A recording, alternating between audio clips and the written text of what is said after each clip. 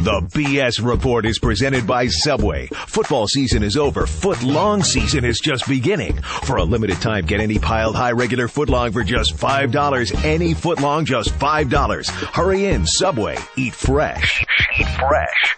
The BS Report is a free-flowing conversation that occasionally touches on mature subjects. First of all, This is the BS Report with Bill Simmons. it might be cool, I don't know. And if it's not, I don't The care. BS Report with Bill Simmons. Bill Simmons works for ESPN. He's also named the sports guy, and he writes a comical sports column. He must be a popular dude. The BS Report. It's got a real dirty sound, like a rusty steak knife cutting through a well-aged steak. Now. Here's Bill Simmons. All right, it's a special day on the BS Report. It's not often I can have a guest on the Subway Fresh Take Hotline who I'm allegedly feuding with. We're taping this on opening day on Monday, running on Tuesday, so if anything feels a little dated, it's because it was taped on Monday.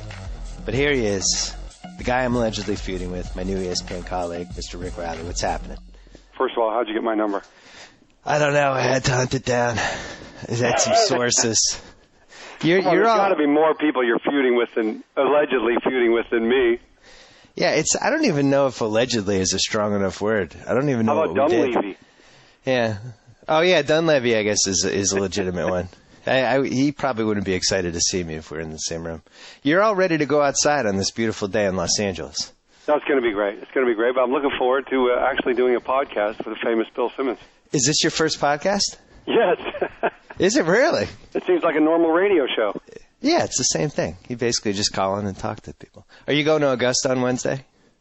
I am not, because we're doing a homecoming, which I can't reveal the subject because I'm afraid he might back out. Seriously? Homecoming is the new show that starts April 22nd. It's kind of like Inside the Actors Studio, except for sports. Right. And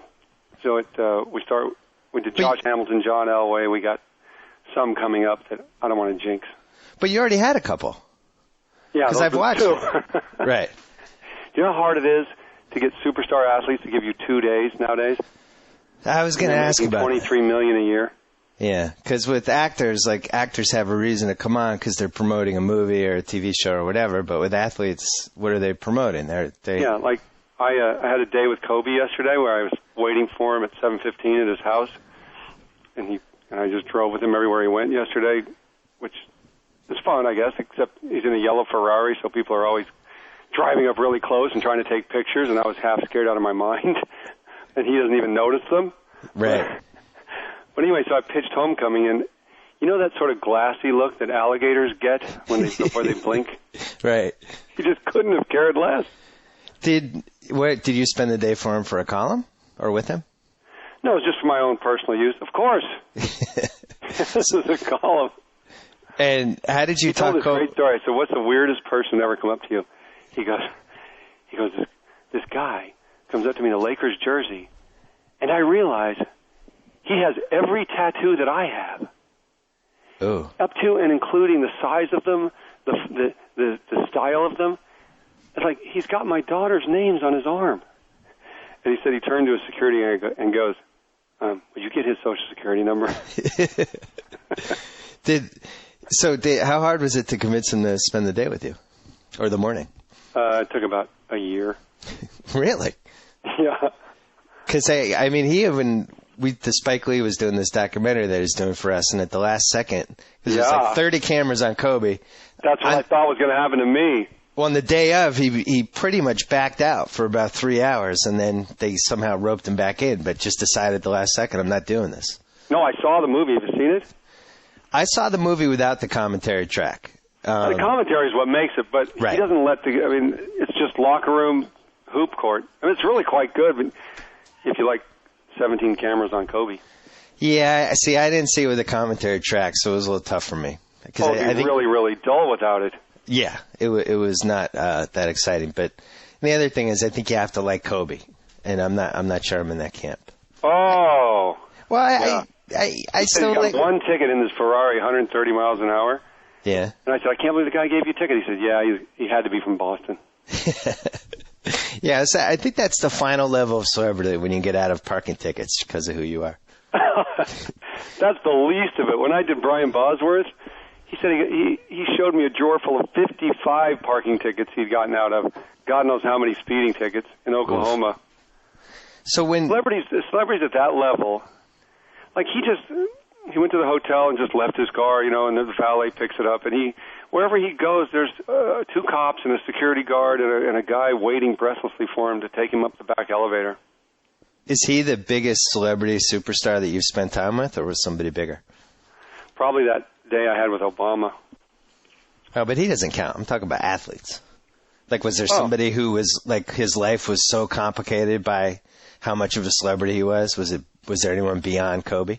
Yeah, Tiger. Yeah, that makes Tiger, sense. I mean, he at the very height when it was just insane in '97, yeah. He had 3 huge guards with him everywhere.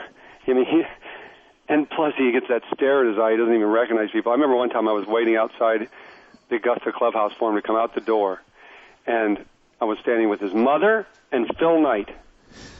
And right. He comes busting out the door. He's got an hour before his tea time, and he doesn't. And she's like, Tiger, and Phil's like, hey, Tiger, and I'm like, Tiger, and he blows. I can see him blowing past me, but he blew by them like they were stick figures. Right. Yeah, I was watching the '97 Masters. Was on like the Golf Channel, the highlights of it, which I hadn't even thought about, in a while. Like just how amazing that was that he just shows up and breaks the course record and kicks butt. And you look at him back then, he was a kid. He had hair, skinny. His dad was there. His mom was there. He's hugging his dad. He's almost crying. Like, you forget this guy's really, we've had him in our lives now. This will be the 13th year his 13th Masters, right? Or is it his 14th? 14th. 14th Well, actually, Masters. he played once. He lived in the Crow's Nest once when he won the U.S. Amateur. So he's actually, how many has he played? That's a good question. Yeah. So I think it's probably the most important event I ever covered in terms of socially, because you understand this is a place where Clifford Roberts said the players will always be white and the caddies will always be black. Yeah. And when he won, the winner always goes in and has dinner in the Masters dining room with the members. That had never happened before, a black man. And I snuck in the back. And as he came up to take his place at the dinner table, everybody rose, of course, and applauding and all these people. And all the busboys and chefs came out. And to a person, they were all black. And they all took off their gloves, their hot pad holders, and take off their gloves and applauded.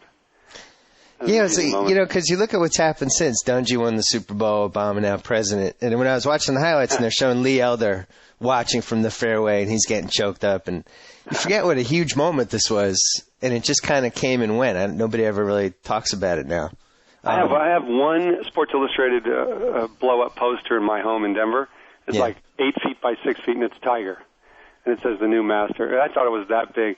I'll never forget him going from the Butler cabin to the ceremony on the putting green afterwards. Right. The traditional turn on the jacket. And this pudgy guy kept pushing through people, and he finally got through, and he just to touch as he went by, he hit him on the back, and it was Jack. It was great. And what did it say? Anything? And I was like, Jack, and by then I got swept up trying to be with Tiger to get a good seat, but he never said anything. What was the first Masters you went to? 86, probably the greatest Masters of all. Nicklaus down by 5. Right. You can't even see the ball land on some because his eyes are going. He's got Jackie, his son, on the bag. I think that's the loudest I've ever heard any place outdoors. Was when he makes that putt on 17. Right. And, those terrible pants and that big Hoover vacuum golf putter he had. But for him to come back 5 down, we thought he hadn't won in 6 years. I was going to ask you about that because I watched it last night. I watched that, and then I watched Tiger 97. But the Nicklaus 86, in my opinion, was the second most exciting sports moment of my lifetime other than USA 4, USSR 3, because the guy was done at that point. He had love handles. He had bad back. He hadn't really been relevant really for that whole decade. And it wasn't just that he won, but, he in the last 4 holes, he went eagle, birdie, birdie on 15, 16, 17, and also going against Ballesteros, going against Greg Norman, going against Tom. But this is really like a lot of the best guys from that era. And I've always wanted to ask you, how the hell do you have time to watch all this stuff? Last night, she must be just so sick of your TV set. Well, you got to carve out the time. But last night was a fluke because I just kind of had it on in the background, and I got sucked in. And actually, my wife got mad at me because I think she was like putting one of the kids to take her to the bath or something. I was like, I'll be right up. And she's like, this happened in 1986. Like, she actually got mad at me. I was like, I haven't seen it in a while. This is one of the great moments of my childhood. You know, I still remember where I was when I watched the back nine. It just, as you said, he hit that one par 3 shot, and it really almost went in the hole. Like, it rolled right by it. And he had no idea where it landed. I mean, I know, because, well, he also said he was so emotional, he had tears in his eyes, and Jackie was saying, ooh, that's close. Right. I remember where I was out there, and I've never seen it like that at Augusta, you know, where you're not allowed to run. Women were running, and they were holding their heels. I remember they took off their shoes and ran. I remember seeing like one of those ice cream stands just totally abandoned. I mean, there were guys trying to climb trees. I mean, guys in suits, seersucker suits. It was to see this guy come back and do it, because people always say, there's never been anything like Tiger. Yeah, there has. Yeah. I mean, Bobby Jones won 7 out of 12. That was a phenomenon. But Jack Nicklaus, 18 majors, we thought he was done, and to come back in 86, I guess that's the second most exciting thing I've ever witnessed. I'd say first is North Carolina State. I was right there. Oh, really? Them shooting an air ball, and Lorenzo Charles dunks it in just out of the blue. We thought it was over. Right. And suddenly Valvano's a winner instead of a loser, and he's running around. And that's the loudest I've ever heard anything. And I've been on an aircraft jet carrier. Well, I got to say, when Nicklaus makes the putt on 17, there could not have been a louder sound ever in the history of an outdoor sporting event than that. Like, who was not screaming at the top of their lungs at that? Do you remember the great call? Yes, sir. Yeah. Well, that's the other thing is, on 16, when he almost had the hole-in-one and got the birdie, there was a young Jim Nance. And then 17, Vern Lundquist. Like, other than maybe Summerall, you couldn't ask for better play-by-play guys to handle those moments. My other story about that was my second year at SI, my first golf tournament at SI, and on Wednesday I had to go up to Jack Nicklaus as he was walking into the champions locker room, by the way, and ask him, and my throat was so dry, it gets dry thinking about it. I said, Jack, we hear you're broke. And he was, there was all these rumors about him being broke and overextended, and he had too many, because he wasn't just designing courses there for a while, he was owning them. And this thing called St. Andrews in New York went under. Yeah. And he said, come on in, son. What's your name? Let's talk about it.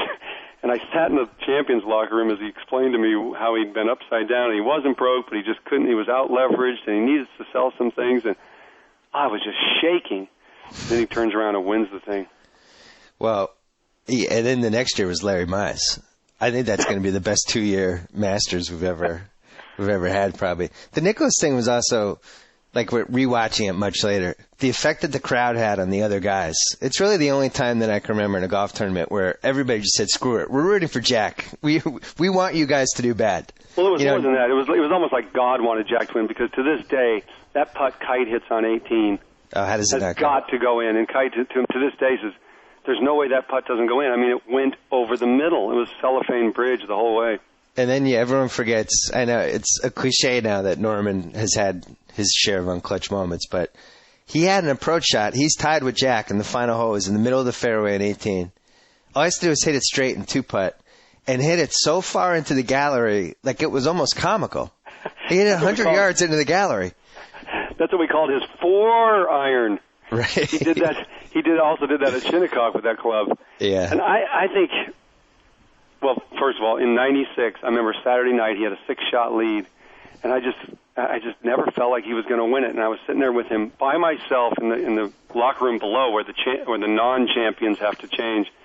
And Peter D'O'Brien, this old crusty British writer, comes in, and it's just me and O'Brien. And O'Brien says, "Well, Greg, even you can't this up." and all the blood sort of left Norman's face, and I kind of like, he just jinxed him. And sure enough, he had given up the lead by the 11th hole, and it was over. When you cover a golf event like that, how do you decide where you're going to be? Do you just make a decision beforehand, or you're just running around? Well, in the old days, we always followed Seve because he could make par out of a Haagen-Dazs cart, you know. Right. Seve was the most, and then of course, when Nicklaus if you could watch Nicklaus and he had a chance, you'd watch him. But you're right, if it's too close, you got to stay in the press room. But just to be there, you had to be out there for Nicklaus because you just felt it. Yeah. So that was still your number one. Tiger number 2? 97? Are you talking about golf-wise? Just your Masters. Nicklaus number 1. Yeah. Tiger 2? I'd say Nicklaus 1, Tiger 2.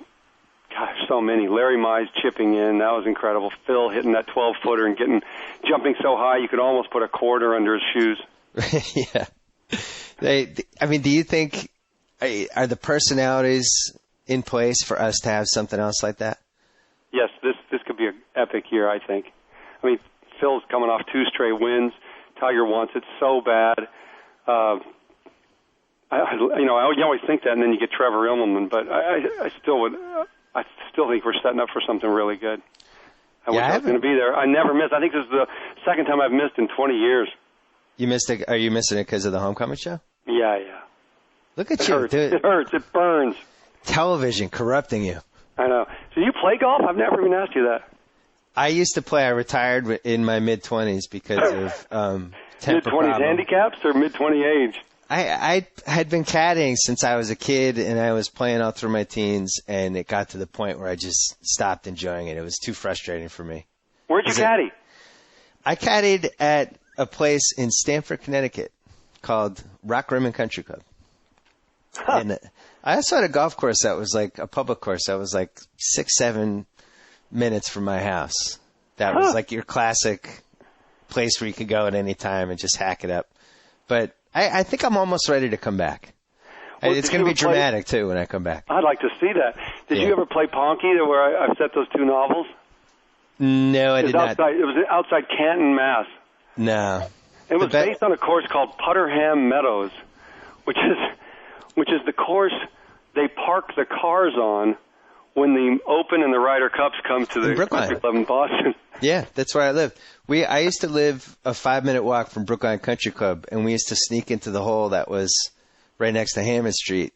The golfers would hit their approach shots, and we'd sneak in and steal their balls, and then they'd look around, they wouldn't know what happened. We thought this was like the funniest thing that ever happened. We were 8 years old until they chased us in the carts. Yeah, I'm about ready for a comeback. Tell me about your new TV career. Do you like it? I mean, I know what I'm doing. We're opening tonight. We open the new studio in L.A. and I'm doing a live essay, which I've never done before. A live essay? Live after the Final Four, so that'll be an adventure. I'll just have a fifth of scotch and see how I do. But I kind of like it because you reach a lot more people. I kind of hate it because people come up to you and they don't ever sit. Like with writing, they go, your column moved me, or we buried it with Grandma, or I finally was able to talk to my son, or I hated it, or whatever. It's the words mean something to them in writing. In TV, it's always just like, hey, I saw you on TV. Right. Hey, amazing. You're on TV.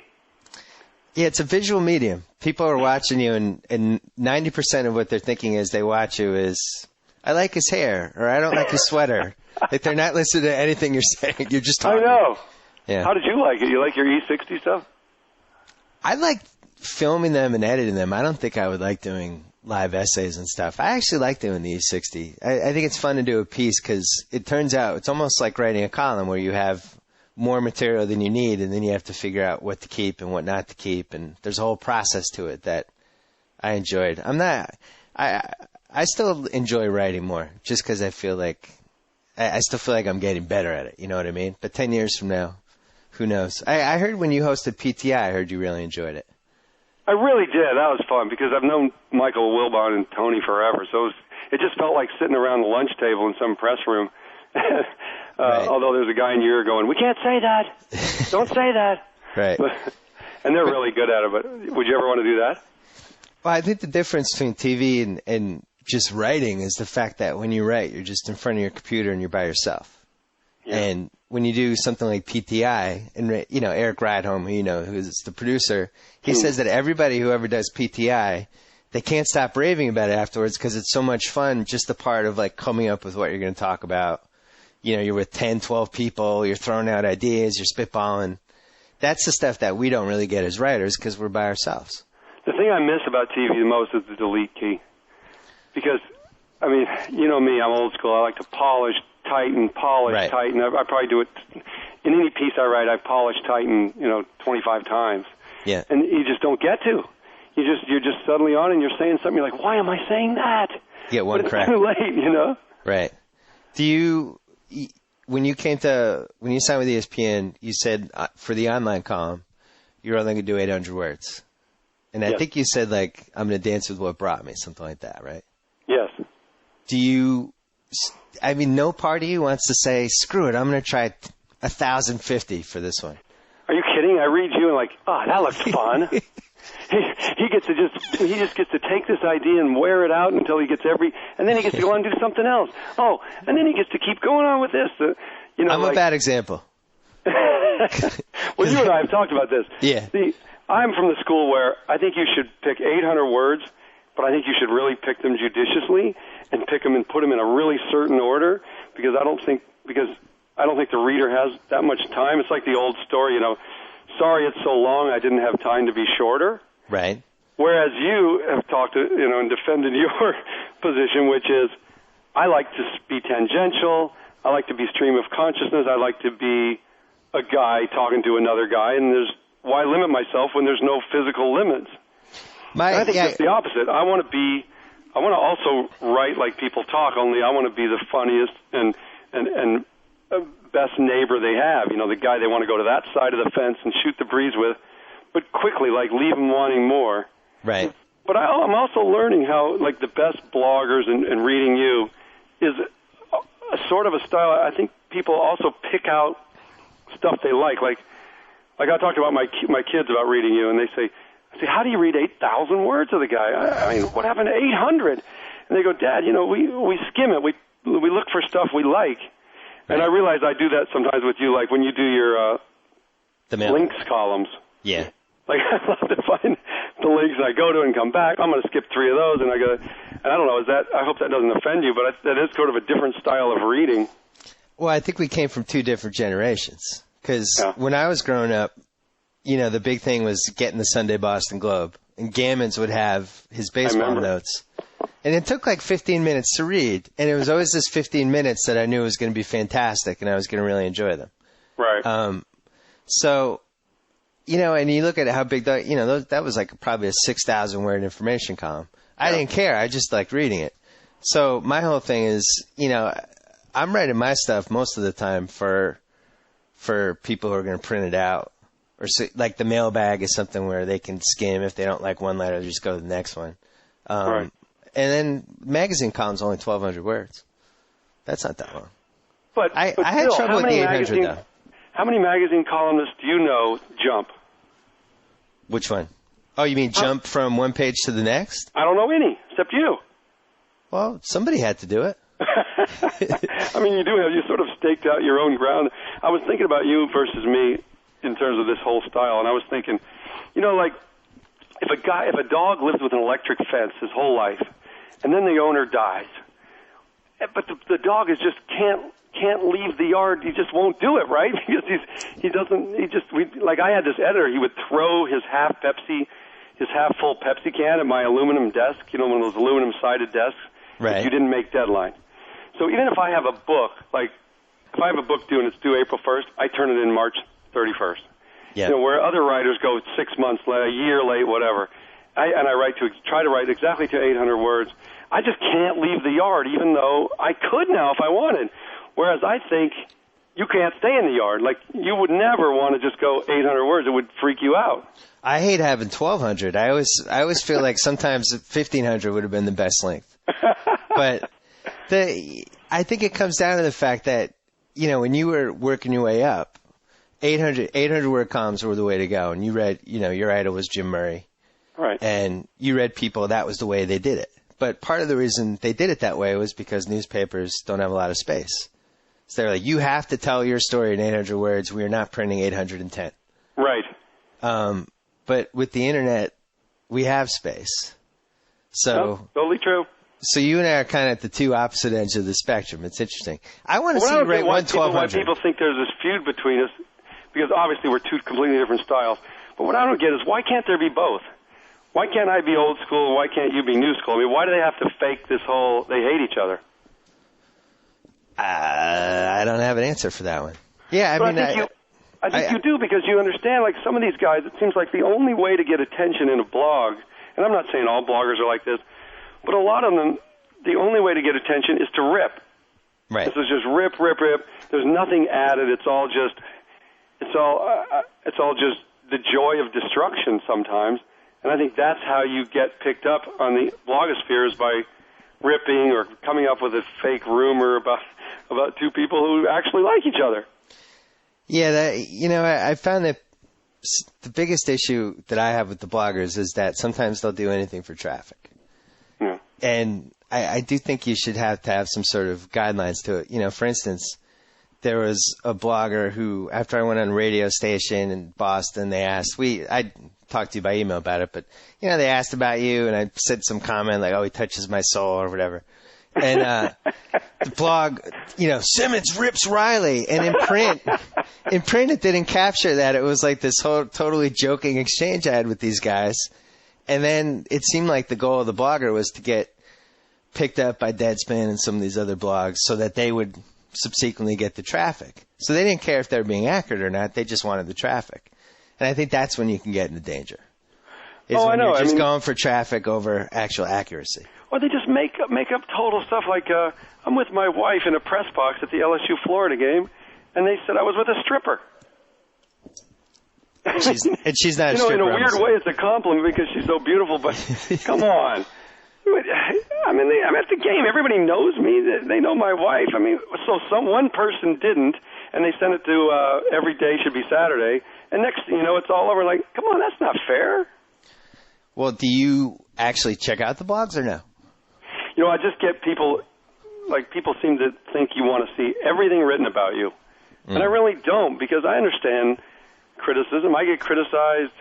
I criticize other people. I know that's part of the game. But I don't really want to read people that have never met me, or some guy that's an actuarial by day, and at night he's trying to do this blog, and he's pissed that he never got hired as a sports writer, and so he's going to take it out on me and other people that are hired. I don't really need to hear his gripes, Yeah, I'm of the opinion, whatever, we're public figures, people can say what they want. I just think it's easier for me not to read it just because it is. It's going to happen. I have no control over what people are going to say, whether they say something positive or negative, and it's just the way it is. To me, it's a lot like 7th grade girls, because in the old days when I was in 7th grade girls all gossiped about each other, right? But the poor girl didn't have to hear it. But now, because I had a 7th grade girl, they put it on blogs, and they start websites like, I hate Amber, Right. And now it's like everything that really should be kind of just whispered to each other is now really loud and in capital letters, and it's on the internet, when really it doesn't deserve to be there. Like, there's a reason diaries had locks on them, and now all our diaries are all over the world. Yeah, it's just the way the internet is. My dad is retiring as a superintendent this year. The way the internet works now, with the cell phone cameras and text, and it's a crisis every week. Something happens, and it just seems like society's gotten a little bit meaner, which I'm surprised by, because I really thought after 9/11 it was going to be like some sort of wake up call for everybody. And whatever. I've criticized. Mike Dunleavy can attest. I've criticized my share of people, but there is a mean-spiritedness that's come up. I guess it's like a snarkiness, and I don't know if I've helped contribute to that or not, but I hope not. But generally they love you. You're part of that new school. Imagine what they say about me, because because I didn't come up with that world, and I just don't see the value of a guy who never goes to a game, never meets the athlete. I don't particularly want to hear his opinion. I've been doing this 31 years for a living. I feel like I go out there, I'm in the locker rooms, I'm in the clubhouses, I'm meeting these guys, I hear what they're saying, whatever. It seems to me a guy like that has a little more valued opinion than some schmo who's, as I say, holding down couch springs on his mom's basement. Having said that, though, there's some really funny guys who I know have no access. They are really funny and good, and I read them. And I think that's kind of, you're the leader of those guys. It's almost like you don't want access because you kind of want to be part of that world where you get to just shoot from the hip, and you never have to see the guy, the 6'8" guy, 280-pound guy that you totally ripped the day before. Well, see, I'm going to defend that a little bit. I mean, I'm defending the blogger side a little bit because the good thing about the internet is that everybody gets to have an opinion. And, whether those opinions are worthwhile or not, in a lot of cases they're not, but in other cases there are. And in my case, when I came up, I wanted to get a sports column. I tried to do it conventionally. And unfortunately, the way the newspapers worked at the time, if you were in your 20s and you were a white guy, you weren't getting a column. You weren't even sniffing a column until all these people retired in front of you. And right. So what am I going to do? That's it? I have to give up? And I think for a lot of these people, this is the way they're going to get heard. And maybe they make some mistakes in the way that they're trying to get heard. But for the most part, I think it's a good thing, ultimately. Yeah, I mean, I can see that. And we have discovered some really good writers that way. Yeah. And in a way, the bloggers are sort of having the last laugh because as you see papers folding, now the jobs are people who have been trained in the internet who actually just started on their own, just set up a blog. But you did say one thing I wanted to take a little bit to you to task for in the recent mailbag, which was freaking hilarious. But there was one thing you said. Yeah. You said 97% of the guys on press row aren't using their access when you watch the games. Right. Aren't using their access to get the reader good stuff. And you said further that this is why one of the reason number 457 that newspapers are dying because they've squandered that fantastic access. Yes. But to me, it's like Roseanne Barr telling people to lose weight. I mean, you're not even there. You don't know what these guys. I mean, I'm there a lot. I'm not there as much as many guys. When you're looking at the TV set, sometimes they are back writing their story, but you didn't see them 2 hours before the game started, working the locker room, working the coaches, working the trainers. There's just tons of stuff you get before the game. There's stuff you get standing in the tunnel as they go by and they're swearing, going back to the locker room at halftime. Right. To me, that was an insane comment because you can't criticize people who are actually there getting stuff if you're not going to be there. You know what I mean? But that wasn't totally my argument, though. It's like having PETA judge the best hamburger in town. I mean, you're not part of that, so you don't know what they're doing. But well, first of all, I have gone to games and written about them and done that whole thing. The difference, I wasn't saying that it wasn't worthwhile for a reporter to be at a game. My whole point was that why are they sitting courtside if they're not watching the game? And in a lot of these cases, for years and years, beat reporters and columnists were given these courtside seats for basketball games. And if you watch, I'd go to Celtic games, I'd go to Clipper games, I'd sit behind the media table, and they weren't watching the game. They were working on their stories. So my whole point is, why are these guys sitting courtside if they're not going to watch the game and glean little anecdotes from the game and tell me things that I can't get when I'm watching at home? I mean, I agree. I think I agree with some of that because a lot of times beat reporters don't write what they know because they're afraid they'll hack it. You've got to keep your sources, but a lot of times they take them for granted and they get way too soft. But a lot of times they got a 10 o'clock deadline. Right. So why are they sitting courtside if you have a 10 o'clock deadline? I was arguing about this with my editor last week. Right? Because the first half, because the stuff you can get before the game. I mean, your point is put them up in the rafters? No, my whole point is I think there are a couple, I'm judging things by the NBA just because that's the sport where they have the best seats. There's only a couple beat writers that actually use those seats and sprinkle material from the access that they have in those seats into their stories. Most of them don't. I disagree with that. I mean, I think you glean things over a season going to an NBA because I was an NBA beat writer for the Denver Nuggets way back when, Alex English, Dan Issel, and all that. Right. You gather stuff that you're going to use later. Ooh, that's good. I'm going to ask him about that. That might be a feature, whatever. And obviously, we don't. You mentioned something about team huddles. We don't get to hear those at all. Yeah. We're across the other side. But I mean, you're a bad example. Some of it is gratuitous, but you're a bad example because if you were, young you as a beat reporter, you're going to be looking for that stuff. I was saying the majority of people don't. I don't think they sprinkle that stuff in. So the whole point of that is, why are these teams not using those seats for courtside, getting money out of those seats when the people that are allegedly covering the games and supposedly using those seats for all these good things, we're not getting them? But I would argue that by them sticking us way the hell up in Cleveland or wherever a lot of these arenas now, we're not even anywhere near it. you're hurting the fan. You're giving the fan less of a good experience because now you don't hear anything. Yeah. Because, like, I sat courtside Nuggets Houston the other day, and it was hilarious to hear what Artest was yelling at Kenyon Martin, and you know, and if I'd had a column that I could write on that subject, it wasn't good enough for a column, or if I was a beat writer, I would have had it. But if I'm up in the rafters, I don't get it. But the problem is you're probably overqualified to be a beat writer because you would have thrown that stuff in there. Yeah, and because you would have been looking at the big picture angle, whereas a lot of the beat writers are looking at the smaller picture angle. And as you said, they have, some of these papers have 3 deadlines. One of them's at 7:30, 8 o'clock. One's at 10.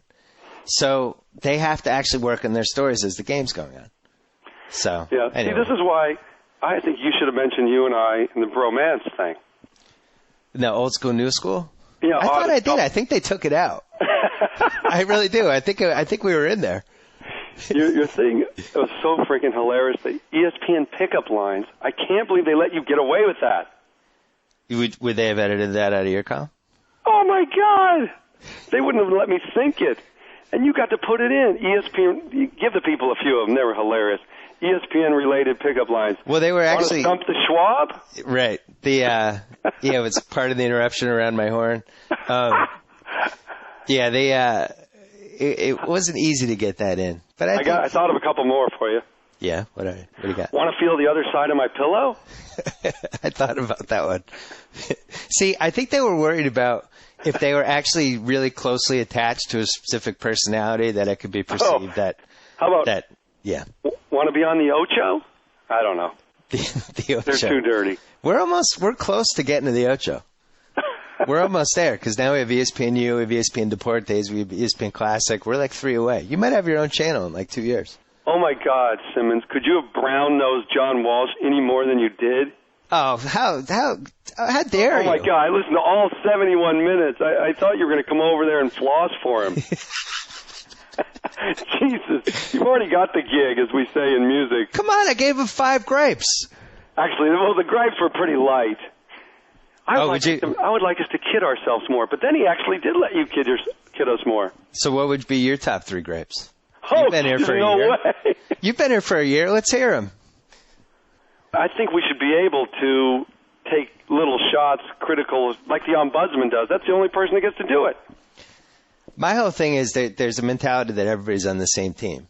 And ESPN is such a big company that is trying to accomplish so many different things at the same time that it's not like we're the Celtics. It's not like, I'm Paul Pierce and Stu Scott's Kevin Garnett and we need each other.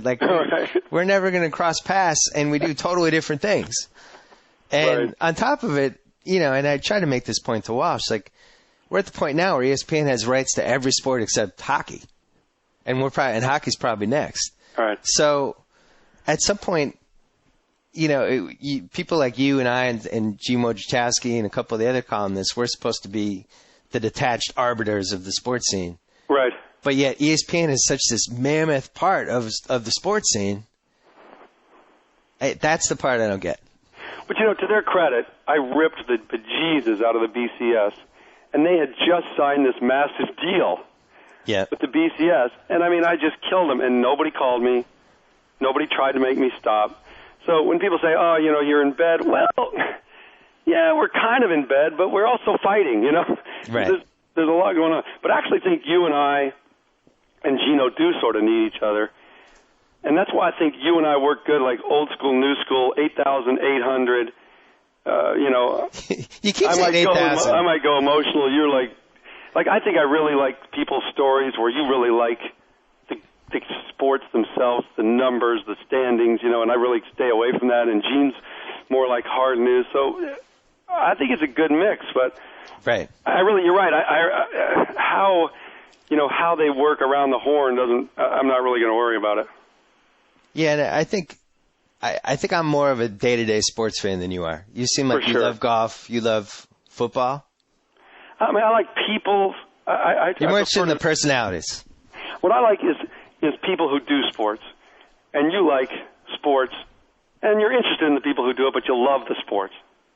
Yeah, because, I think I'm still thinking like a fan for the most part, partly because, like, let's say I did the thing you did with Kobe, and let's say he canceled at the last minute, and I'm mad because he ruined my column. Right. Am I watching him objectively the next time he plays? I don't know. I think you get exposed. More than Madonna. I get over it. Well, I think a lot of these guys end up being really disappointed. I remember I loved Jim Rice growing up, and I was the champion of him being in the Hall of Fame. And then I did this piece for Mo Vaughn for the Boston Phoenix in 1995, I think. And I talked to Jim Rice, and really one of the rudest people I've ever talked to in my life, and just made me feel like I was just nothing. And I don't know, I never liked him after that. So how many Jim Rice experiences can you have before it eventually turns you against sports a little bit? Right. So you really do go at it as a fan. I try. I think I go at it as a profession. That's why I love hearing news stories, people's life stories, and it's just two different ways to look at it. But I don't know why people instantly thought, okay, that means they hate each other. I mean, like Mike Lupica is a completely different style than me, but I'm friends with Lupica. Gino, totally different style than me, but we're friends.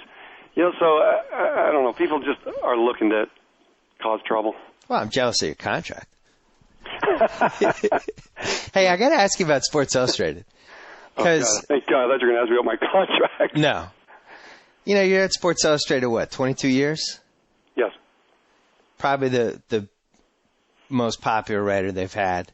You left. The next week, the editor of the magazine, Terry McDonald, wrote this thing about how the back page is going to be this rotating thing of columnists, and how we're not going to be about ego, we're going to be about point of views and an original. Yeah. And it all seemed like this huge dig at you, and he didn't mention you. I mean, how did that feel after you spent that much time at that magazine to read that? Oh, it hurt, and it really hurt, and it really pissed me off. And furthermore, he said, we're going back to we're not going to just have one voice. We're going back to the great days of point after. Well, I wrote one out of every 3 point afters. Right. And then he said, in which we had great writers like I'm gagging on his name. No, he became an actor. He wrote The Bogeyman. He wrote Paper Line. George Plimpton. Oh, yeah. Okay. He says, in which we had great writers like George Plimpton. George Plimpton wrote 1 point after. Right. In the 12 years we did it. It was me, Jack McCallum, and Lee Montville. That's pretty much who did it. Was there some bitterness that you left Sports Illustrated, maybe? I don't know. He sure didn't like it when I told him I was leaving, I'll tell you. Yeah. I just thought you spent that much time with the magazine. Yeah. At least, send you off right. At least, I don't know. It just rubbed me the wrong way. I mean, tons of guys did. I mean, I had so many friends there, and they all wrote me really nice letters. Yeah, I had my own experience with Sports Illustrated when they did the piece about what was allegedly supposed to be the evolution of sports journalism. Oh, I remember. Who wrote it? It was a guy named Chris Ballard. And right. The way it was sold to us, and I didn't want to be in it because I just felt like I was being walked into my own mafia assassination. It's like our leading competitor wants to do a piece about me and sport and internet sports journalism. Like, this just doesn't feel right. Why are we doing this? No. It's Peter King's writing. They told us Peter King's writing a sidebar. It was going to be a celebration of the advancement of journalism, all this stuff. And I didn't want to do it. You're a Christian, and the Lions want to have a little lunch for you. I didn't want to do it. And, right. They basically really had to talk me into it. And even after I didn't want to do it, they still talked me into it.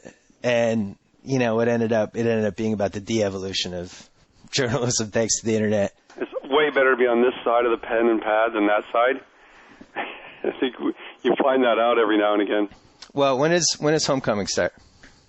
I mean, start up again. April 22nd. Josh Hamilton, April 23rd, John Elway. Then in July we have 6 straight weeks of it. And what is the actual time and channel? It's ESPN 1. ESPN 1, I think it's, I don't know what time. It's at night for sure. You don't know what time? It's your show. I don't know. You're right. I should know that. You should know that. But I think it's... Josh Hamilton was particularly riveting, I thought. He came back. This is a kid that was addicted to crack. Went through all his money, his money, or not all his money, but all his friends and family. Yeah. Talked to and the place is packed, and he just was open, just like an open book about his life. And, he pawned his wife, stole his wife's wedding ring and pawned it for crack. He lost his high school, or rather he was a minor league player of the year, and he won that ring. He pawned that for crack. And I said, did you ever get that ring back? And he said, no, And at the end of the show, this emotionally riveting show where you're just drenched in emotion and sweat, I said, we got a little present for you, and we gave him back that ring. Made a perfect replica of that minor league ring, and he got teary. He said this is the best gift I've ever been given. That's awesome. Yeah. So great. how many are you doing? Like 8? By the time we get to that July string, we'll have 7. Huh. But they're hard. It's like making a Tiffany egg. It's just to try to get these guys to, Peyton Manning, love it. Well, it takes 2 days. Can't do it. Okay. And then you're going to do a couple live essays from our new L.A. complex, the house that's so far one, buddy. We'll see how bad I am on one. This guy, I'm excited. This could be like broadcast news with Albert Brooks. Just sweat pouring from his head. Was it unprecedented? Yes, I'd say the sweat was unprecedented. All right, and you'll come back on, right? This wasn't your only appearance. I will. That was fun. Okay. Talk to you soon. Good luck. Thanks, Bill. Bye. So I get to sign off. Whoa. Thank you for downloading the BS Report with Bill Simmons. Too much fun. Check out more podcasts at the iTunes Music Store or at Pod Center at ESPNRadio.com. Peace out. And that concludes another episode of the BS Report. And here's 55 more words that Bill Simmons intended to mention, but unfortunately ran out of time.